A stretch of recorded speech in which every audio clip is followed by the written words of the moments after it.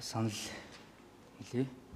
За Монгол Улсын засгийн газрын тогтоолоор хөлөмж агуулгын аж ахуй хөнгөн болон хүнсний үйлдвэрлэлийг хөгжүүлэх, за импортыг орлож экспортод чиглэсэн хүнсний үйлдвэрлэлийг кластераар хөгжүүлэх ийм зорилготой Агросити эдийн засгийн тусгай бүсийг бол ингээ байгуулсан. Тэгээ энэ бүс маань өөрөө агро үйлдвэрлэл, инновац, дэд үтцийн бас нэгдсэн зохион байгуулалт бүхий ийм хөгжлийн бүс болохоор ингээ ажиллаж байгаа.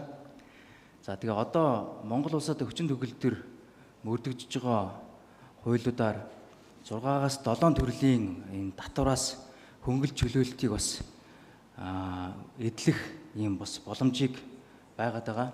За тодруулж хэлэх юм бол за нэмэгдсэн үрдгийн албан татвараас 100%, хувь хүний хөгжлийн орлогын албан татвараас 50%, аж ахуйн нэгжийн орлогын албан татвараас 50%, за гайлын төлбөрөөс 100%, газрын төлбөрөөс эхний 5 жилд 100%, дараагийн 3 жилд 50%, за үйл хөдлөх хөрөнгийн татвараас 100% гэх мэт л одоо энэ олон төрлийн татваруудаас хөнгөлж чөлөөлөл эдлэх боломжтой.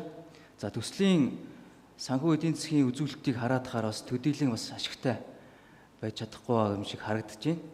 Тэгэхээр төслийн багийнханд бас Агросити эдийн засгийн тусгай бүсдээр бас төслийн байршлыг шилжүүлэх замаар эдгээр татварын хөнгөлтүүдийг бас эдлэж төслийн бас үр ашигтай байдлыг нэмэгдүүлэх, татварын хөнгөлтүүдийг авч санхүүгийн ачааллаа бууруулах бас саналыг бас дэвшүүлж, тэгээ та бүхнийг бас судалж үзхийг хүсэж байна. Тэгээ та бүхэнд амжилт хүсье.